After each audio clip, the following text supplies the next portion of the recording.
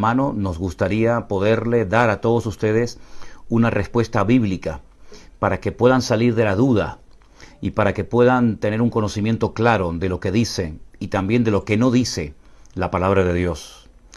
Nuestra fe no está basada ni en emociones, ni en sentimientos, ni en sueños, ni en visiones, sino en un Dios vivo, en un Dios que nos oye, que nos conoce, un Dios con el cual podemos tener íntima comunión, un Dios que mandó a su Hijo unigénito al mundo, nuestro Señor Jesucristo, para que todo aquel que crea en Él no se pierda, mas tenga vida eterna.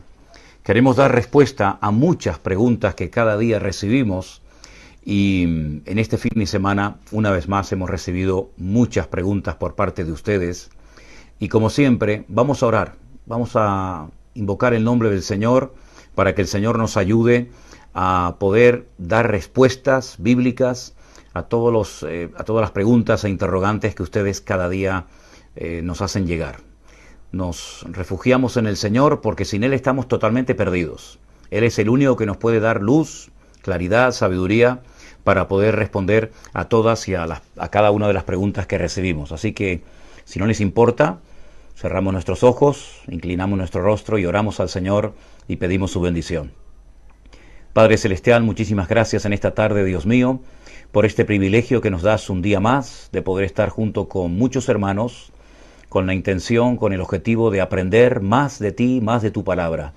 Abre nuestra mente, ilumínanos, Señor, danos sabiduría, que tu Espíritu Santo, Señor, nos muestre la respuesta correcta para poder orientar, para poder ayudar a tantos hijos tuyos, Señor, que necesitan una respuesta. Nos encomendamos a ti y pedimos que este tiempo sea de bendición, en el nombre de Jesús. Amén y amén. Gloria al Señor. Dios les bendiga, hermanos. Como digo muchas veces, me gusta responder a preguntas que tienen que ver con la Biblia. Siguen llegando muchísimas preguntas que no tienen que ver directamente con la palabra de Dios, muchas veces con asuntos muy personales, con cosas relacionadas con el matrimonio, con los hijos, etcétera.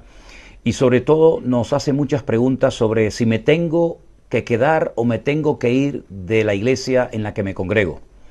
Bueno, para eso ustedes tienen la Biblia. Lean la palabra de Dios. Yo no quiero que usted tome una decisión de quedarse o de marcharse de la iglesia en la que usted se está congregando porque yo le dije un día que se quedara o porque yo le dije un día que se fuera. Ustedes tienen la palabra de Dios, oren y a la luz de las Sagradas Escrituras, ustedes son los que tienen que tomar la decisión. Yo les puedo dar algún consejo. Si me lo piden, se lo daré. Aunque también en algunas ocasiones lo doy y no me lo piden. Pero yo no le voy a decir a usted si se tiene que marchar de esa iglesia o no. Usted con la palabra de Dios, orando al Señor, hable con Él le escucha, Él le oye exactamente igual que a mí, y la palabra final la tendrá que tomar usted. La decisión la tendrá que tomar usted. Porque hay personas que me dicen, es que en mi iglesia se están enseñando cosas que no están en la Biblia. En mi iglesia se le da más importancia al diablo que a las cosas del Señor. En mi iglesia se están haciendo cosas o practicando o enseñando cosas que no son totalmente bíblicas. Bueno, pues mi consejo es que usted hable con su pastor. Yo imagino que usted, como miembro de esa iglesia, como todos los creyentes del mundo, tendrán línea directa con su pastor. Yo sé que hablar con algunos pastores es casi imposible, pero haga todo lo posible por hablar con su pastor y por preguntarle por qué estamos haciendo lo que estamos haciendo. ¿Por qué tenemos que hacer o practicar o creer en esto que se nos está últimamente enseñando o compartiendo desde el púlpito? Hable con su pastor. Todas sus dudas, todas sus preguntas, todas sus inquietudes, hable con su pastor.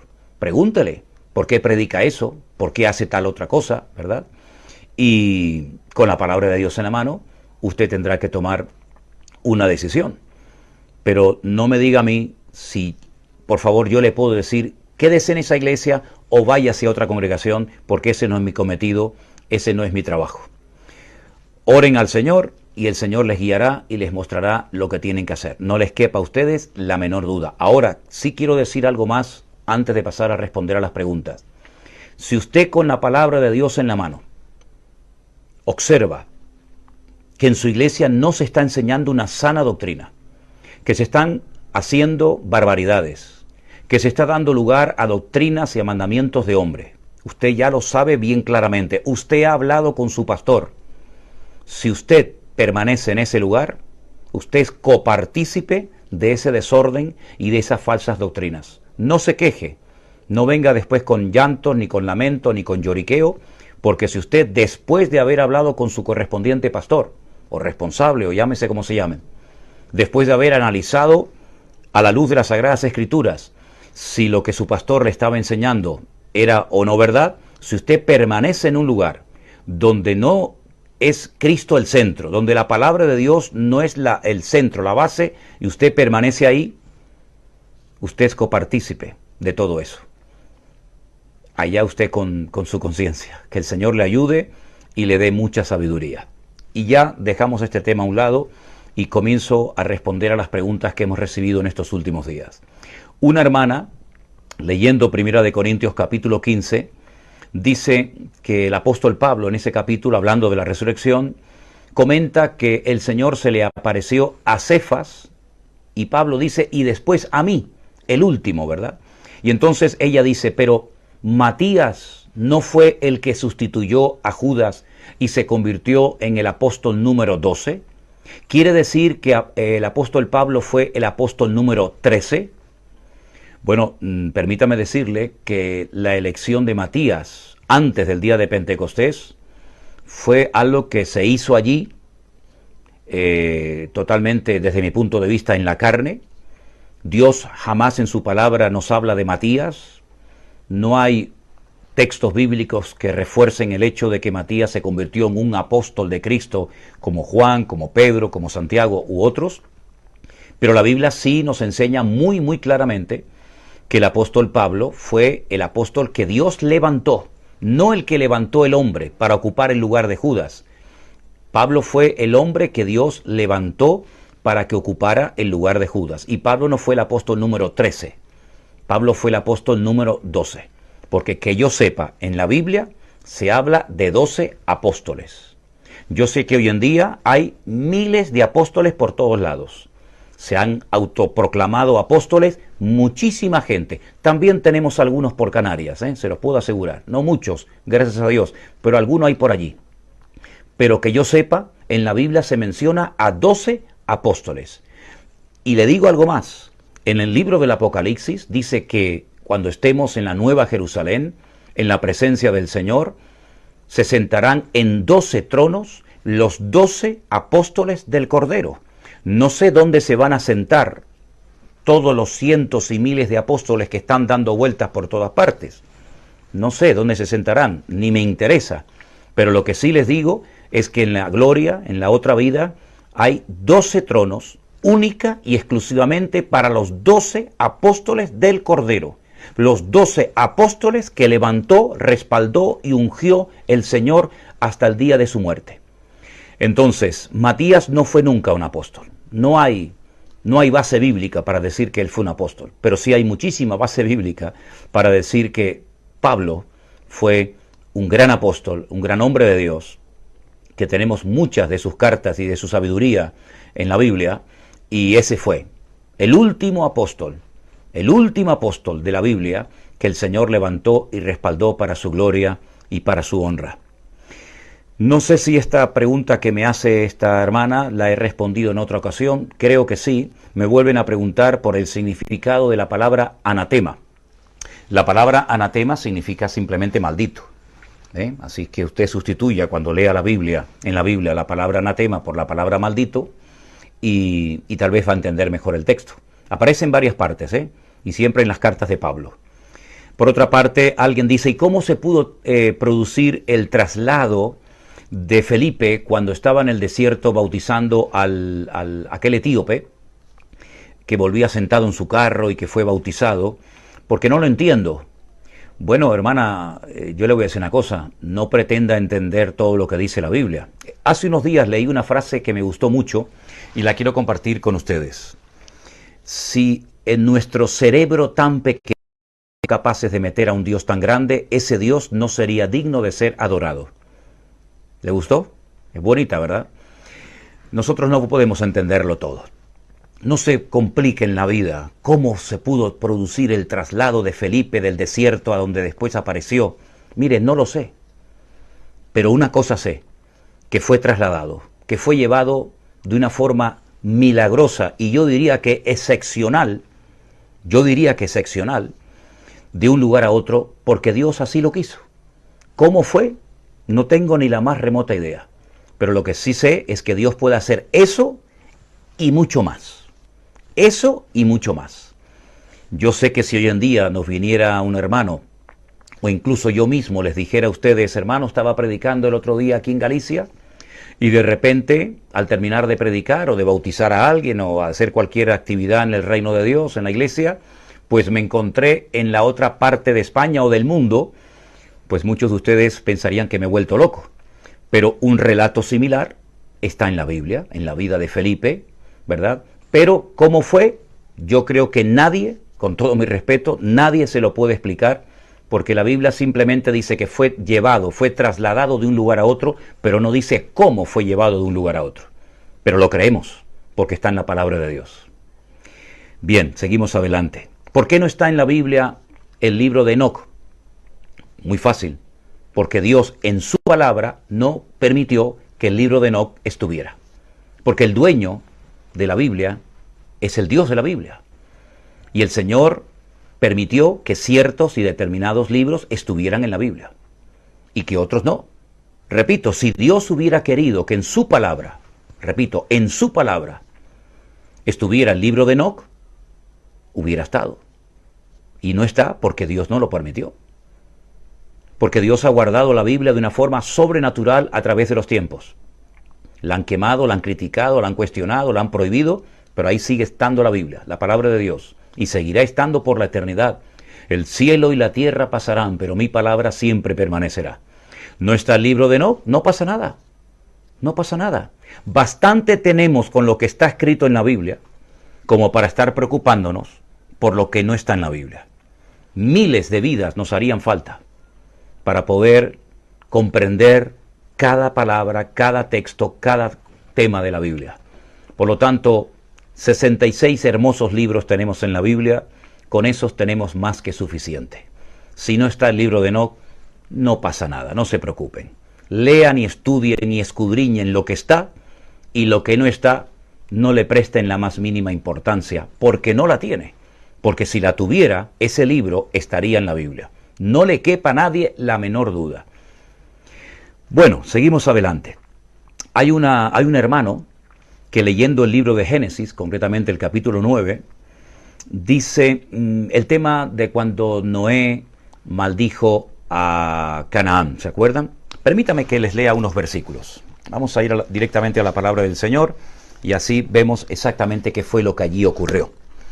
Dice, los hijos de Noé salieron del arca y los que salieron fueron Sem, Cam y Jafet. Y Cam fue el padre de Canaán. Estos tres son los hijos de Noé y de ellos fue lleno toda la tierra. Después comenzó Noé a labrar la tierra y plantó una viña y bebió del vino y se embriagó y estaba descubierto en medio de su tienda, completamente desnudo. Y Cam, padre de Canaán, vio la desnudez de su padre y lo dijo a sus dos hermanos que estaban fuera. Entonces Sem y Jafet tomaron la ropa y la pusieron sobre sus propios hombros y andando hacia atrás cubrieron la desnudez de su padre, teniendo vueltos sus rostros y así no vieron la desnudez de su padre. Estoy leyendo en el libro del Génesis capítulo 9, versículo 24. Despertó Noé de su embriaguez y supo lo que había hecho su hijo más joven y dijo, maldito sea Canaán, siervo de siervos será a sus hermanos. Y dijo más, bendito por el Señor mi Dios sea Sem, y sea Cam su siervo. Engrandezca Dios a Jafet, y habite en las tiendas de Sem, y sea Canaán su siervo. ¿Por qué maldijo a alguien que no había nacido? En este caso a su nieto, a Canaán, hijo de Cam, no lo sabemos. Pero que lo maldijo, lo maldijo. Y que fueron malditos los cananeos, también. No sabemos la razón por la que Noé dijo esa maldición. Estuvo bien, estuvo mal. Ya yo no soy nadie para juzgar las acciones de otras personas, y menos la de un personaje tan importante como Noé. ¿Por qué lo maldijo? No lo sé, no lo sé. Pero lo que sí os puedo decir es que las palabras tienen mucho poder. Y no solamente se puede matar a una persona y hacerle daño a una persona con una pistola o con un cuchillo o con un arma, sino que las palabras hacen mucho daño y tenemos que cuidar nuestra boca. Tal vez por eso en el Nuevo Testamento hay una porción muy interesante acerca del poder de la lengua, que dice que es un pequeño fuego, y un pequeño fuego puede producir un gran fuego, un gran desastre, ¿verdad? Un gran bosque puede ser destruido con un pequeño fuego. Entonces Canaán fue maldecido. Ahora he leído y he escuchado algunos comentarios muy interesantes. Can, que fue el que vio a su padre borracho, no parece que los otros hermanos lo hayan visto borracho, tenía que haberse reservado, tenía que haberse callado la boca y haber cubierto a su padre y aquello quedaba prácticamente entre él y su padre. O más bien entre él, porque su padre estaba ebrio y ni siquiera se daba cuenta de su mal ejemplo que estaba causando en ese momento. Sin embargo, fue y se lo comentó a sus dos hermanos. Y sus dos hermanos, con respeto, caminaron de espaldas y taparon la desnudez de su padre. Cuando veas algo malo que ha hecho tu hermano, cúbrelo, no lo descubras. Cuando veas algo imprudente, algo no correcto que ha hecho tu hermano, no lo divulgues, cúbrelo y tápalo con el amor de Cristo. No estemos publicando lo negativo de la gente, porque eso no edifica. Si un pastor, si un amigo tuyo, si un hermano, si alguien ha hecho, y seguro que todos hemos hecho cosas malas, que no son del agrado del Señor, por supuesto que sí, pues en vez de estar divulgando, vamos a taparlo, porque dice la Biblia que el amor cubrirá multitud de pecados. Entonces Can fue y divulgó, digamos, el pecado, lo que había hecho su padre. Yo pienso que fue una imprudencia, no tenía que haber ido con el chisme a sus hermanos. Sus hermanos le demostraron a su padre un respeto que tal vez él no tuvo, y de ahí viene la reacción de Noé, que tal vez no fue la correcta, pero es la realidad y es lo que está en la palabra del Señor. Dicho sea de paso, que por el hecho de ser un cananeo, no significa de que no tuvieras opción a conocer al Dios vivo y verdadero, al Dios de Abraham, de Isaac y de Jacob. Y si no, estudien la preciosa historia de Rahab, una cananea, prostituta, que vivía en la famosa ciudad de Jericó, que al convertirse, al integrarse al pueblo de Dios, al pueblo de Israel, logra rehacer su vida, se casa con un tal Salmón, queda embarazada y tiene nada más y nada menos que a un joven, a un hijo llamado Booz. Sí, Booz, aquel que se casó con Ruth la Moabita. Y de ahí viene toda la descendencia del Mesías. Así es que lo que podemos aprender de esta historia es a ser más prudentes, a no estar divulgando como si fuéramos chismosos los fallos y los pecados de los demás, sino cubrir a nuestros hermanos con el amor de Cristo y orar por ellos y bendecirlos para que aprendan de sus errores y no vuelvan otra vez a cometer dichos pecados. ¿De acuerdo? Entonces, cuando acusamos a alguien de algo, tenemos que tener mucho cuidado, no sea que nosotros estemos igual o peor. ¿Sí? Entonces, somos muy propensos a mirar la paja en el ojo ajeno. Somos muy propensos. Tenemos esa tendencia natural, ¿verdad?, a señalar con el dedo. Pero el Señor Jesucristo dijo: guárdate de señalar la viga, la paja del ojo ajeno de tu hermano, no sea que tú tengas una viga enorme que ni siquiera te has dado cuenta de que la tienes. Bueno, seguimos un poquito más adelante, ¿vale? Dice una persona: ¿Josué fue realmente el sucesor de Moisés? Sí, efectivamente, ustedes pueden leer en el libro de Josué, el capítulo 1, y efectivamente, cuando Moisés, el varón de Dios, murió, Josué, su ayudante, fue el que ocupó su lugar. Fue una persona fiel, y entonces, como una persona fiel que fue, Dios lo honró y ocupó el lugar de Moisés, un gran hombre de Dios, ¿verdad? No era nada fácil sustituirle, pero el Señor le dijo, esfuérzate y sé valiente, y yo estaré contigo como estuve con Moisés. Después hay una pregunta, hay preguntas que nos llegan cada día, y veo que hay gente como que se quiere enredar en asuntos que no son realmente importantes ni trascendentales para la vida cristiana, para nuestra madurez en Cristo. Y venga a preguntar por qué, y por qué esto, y por qué aquello, y si una persona se muere, y dónde va su espíritu, y el espíritu del inconverso, y entonces el cuerpo y el alma. Miren, hermanos, yo soy muy práctico, yo no me enredo con asuntos que no son realmente vitales para la vida cristiana. Hay cosas que no vamos a entender, y además, ¿qué más da si el espíritu del inconverso va a este lugar o el espíritu del creyente va a otro lugar? Ocúpense de su salvación, vivan en orden y en santidad, lleven a cabo la voluntad de Dios en sus vidas y no se estén preocupando por cosas que realmente no son realmente importantes. Dice, el alma que pecare, esa morirá. Entonces, si el alma se separa del cuerpo cuando peca, ¿dónde va? Mire, hermanos, vamos a ocuparnos de la vida, ¿sí? Y de la otra vida, no se preocupen, que ya está garantizada y solucionada en Cristo Jesús, Señor nuestro. Vamos a ocuparnos de esta vida y no vamos a preocuparnos por la otra vida. Vamos a ocuparnos de nuestra salvación con temor y temblor, como dice la palabra de Dios. Y esos asuntos, que si el espíritu, que si el alma, que si vamos aquí, que si vamos allá, que qué va a pasar con este, qué va a pasar con el otro. Tranquilos, hermanos. Aprendamos a disfrutar de nuestra libertad en Cristo Jesús y dejemos lo que no entendemos en las manos del Señor y no pretendamos, como lo he dicho muchas veces, entenderlo todo. Y por otra parte, también decirles que si ustedes, no digo todos, pero algunos de ustedes han comenzado a leer la Biblia desde hace muy poco tiempo y no pueden pretender en 4 días entender toda la Biblia. No se van a convertir teólogos en 3 días. Hay muchas cosas que no entendemos. Hay cosas que estás leyendo por primera vez en tu vida. Entonces vete poco a poco, leyendo y aplicando, leyendo y poniendo en práctica lo que vas leyendo, y todas aquellas cosas que no entiendas, pues déjalas a un lado. Intentaremos responder a tus preguntas lo mejor que podamos en estos tiempos, pero habrá cosas que si no son realmente importantes y trascendentales para tu crecimiento espiritual, no te compliques la vida, por favor. Es un consejo, simplemente es un consejo que les estoy dando.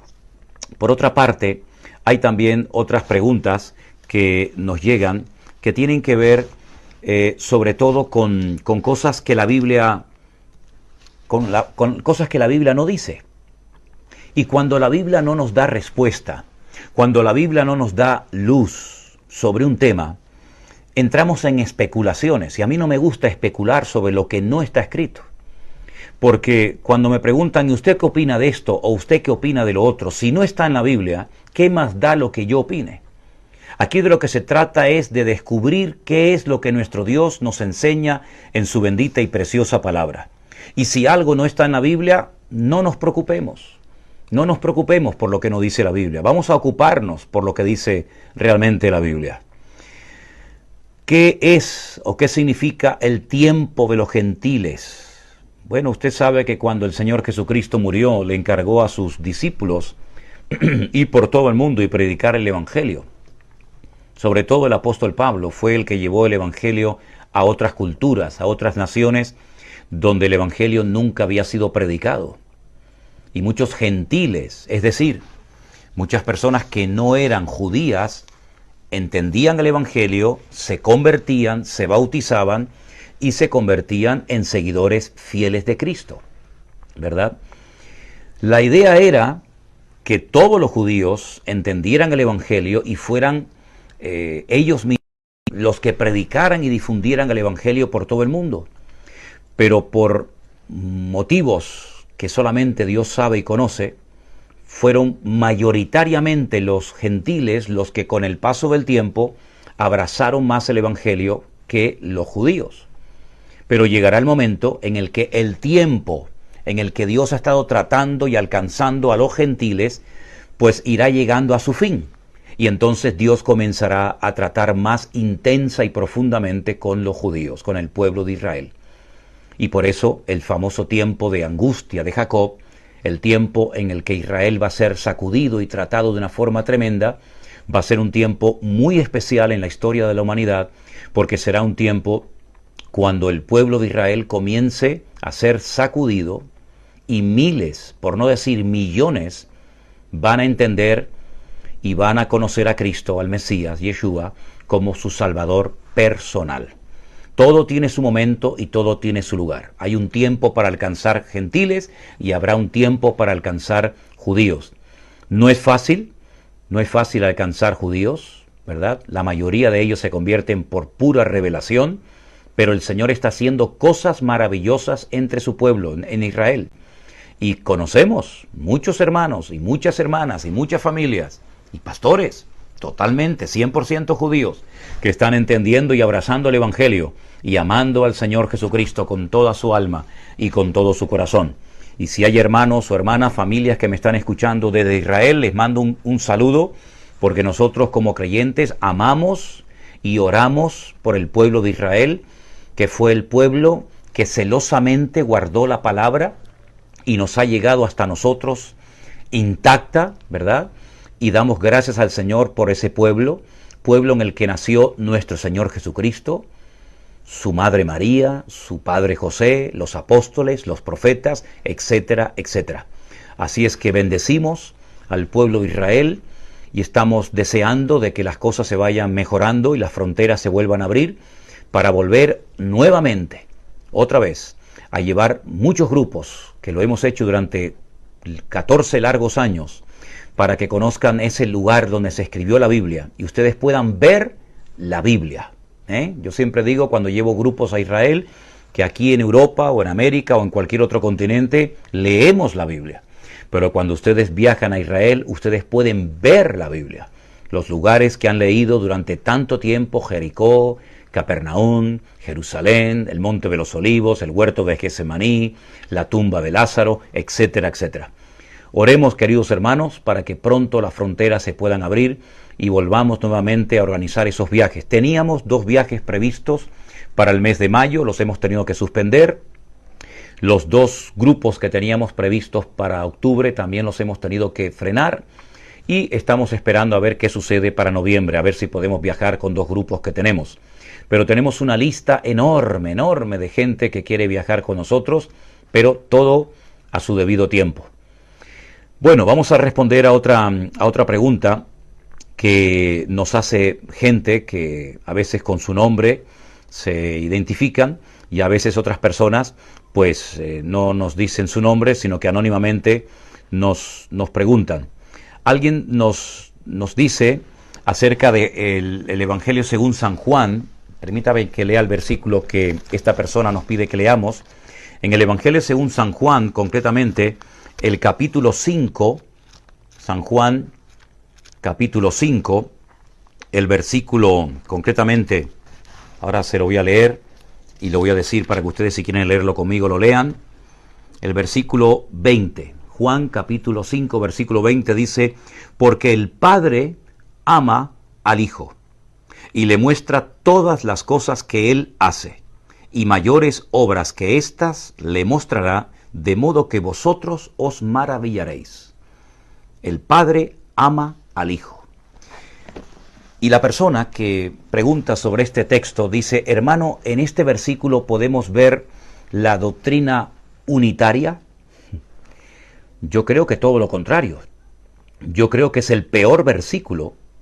Si alguien cree en solo Jesús, es el peor versículo que puede elegir para intentar demostrar su doctrina unitaria. ¿Por qué digo que es el peor versículo? Por una sencilla razón. Porque ahí en ese texto se habla del Padre y del Hijo. Y la doctrina, que no es doctrina, es un invento, pero por utilizar un término, la doctrina unitaria es una doctrina totalmente antibíblica. Lo lamento mucho por aquellas personas que defienden a capa y espada que solamente es Jesús, Jesús y Jesús, y borran de un plumazo a Dios el Padre, y al Espíritu Santo. Lo lamento mucho por ellos, pero no puedo bajo ningún concepto apoyar ni estar de acuerdo con los unitarios, porque es una doctrina totalmente antibíblica. Hay que estar ciego, totalmente ciego, para no ver a un Dios que hace en muchas ocasiones funciones de Padre, que envía a su Hijo unigénito al mundo, y que su Hijo unigénito, cuando viene a este mundo, el Mesías, nuestro Señor Jesucristo, Yeshua, si prefieren que lo mencione así, le dice a sus discípulos: os conviene que yo me vaya, porque si yo no me fuese, el Consolador no vendría. Pero yo rogaré al Padre. ¿Quién está hablando ahí? El Hijo, el Señor Jesucristo. Y él dice en primera persona del singular: yo rogaré al Padre para que os envíe al Consolador, al Espíritu Santo, para que esté con vosotros para siempre. Él tomará de lo mío y os lo hará saber. Él me glorificará a mí. Y cuando Él venga, convencerá al mundo de justicia, de juicio y de pecado. ¿Cómo explicamos la doctrina unitaria ante los versículos que les acabo de mencionar? Por ese versículo que se menciona en el libro de los Hechos, donde Pedro dice: bautizaos en el nombre de Jesucristo para el perdón de vuestros pecados, ese es el versículo que esgrimen los unitarios. Permítame decirles que en la Biblia hay un Dios que hace funciones de Padre, hay un Hijo y hay un Espíritu Santo. Y si alguien no lo cree, pues allá él o allá ella. Pero mi obligación es decir y enseñar lo que dice la Biblia, no respaldar lo que no dice la palabra del Señor. Ya sé que es difícil de entender, sé que es muy complicado que nos entre en una mente finita y limitada como la nuestra, que Dios es uno y al mismo tiempo se manifiesta en Padre, Hijo y Espíritu Santo. Entiendo y reconozco que son términos, que son conceptos que a nuestra mente le cuestan aceptar, ¿verdad? Pero mi obligación no es entenderlo todo. Si alguien quiere entenderlo todo, que Dios lo bendiga. Mi obligación no es entenderlo todo, porque no podré jamás entenderlo todo. Pero mi obligación como cristiano, como pastor, es obedecer y creer en todo lo que mi Dios me enseña en su palabra. Lo entienda o no lo entienda. Esto es como cuando los hijos se les da, digamos, una orden o se les pide que hagan o que no hagan algo y los hijos no lo entienden. Bueno, no es cuestión de entender, es cuestión de obedecer. Y yo estoy plenamente convencido que si somos obedientes, el Señor nos premiará, nos honrará de una u otra manera. Pero lo que Dios nunca va a respaldar es la desobediencia. Permítame, pero lo peor de todo, y me he encontrado algún caso, lo peor de todo es cuando alguien que es unitario o alguien que predica desde el púlpito algo, en lo más profundo de su corazón no está 100% convencido de que lo que está predicando es realmente así. Y eso es terrible, es muy triste cuando una persona sabe en lo más profundo de su corazón que lo que está enseñando no es cierto, pero lo sigue enseñando, tal vez para no perder el respaldo de su denominación o de su iglesia, o tal vez dejar de recibir el sueldo que su iglesia le está pagando. Así es que no se pierda, no se prostituya, no pierda la bendición de Dios por quedar bien delante de su denominación o delante de su congregación. A usted lo que le tiene que preocupar es quedar bien delante de su Dios, delante de su Señor, y no tanto delante de los hombres. Si por enseñar la palabra de Dios su congregación no le apoya, si por enseñar la palabra de Dios tal cual está, su denominación le vuelve la espalda y no lo apoya, no tenga ningún temor, mi hermano. El Señor le va a honrar y el Señor le va a bendecir. Pero sea valiente, atrévase a predicar la palabra de Dios, aunque después la iglesia le diga: ahora no te vamos a ayudar con dinero ni con ofrendas, ni vamos a venir más. Pues a lo mejor su tiempo ahí se ha terminado, y es la forma como el Señor le está hablando hace mucho tiempo de que su tiempo ahí se ha terminado. Yo siempre le digo a los que predican el Evangelio esta frase: no tengan miedo ni se casen con nadie. No tengan miedo de predicar la palabra de Dios tal y como está.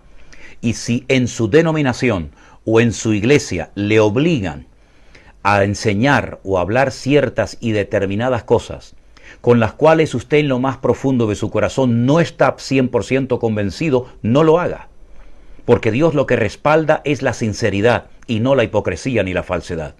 Así es que el Señor nos ayude a ser fieles a Dios, no tenerle miedo al hombre, que abunda muchísimo el miedo al hombre, parece mentira, pero hay muchísimo miedo al hombre, ¿verdad?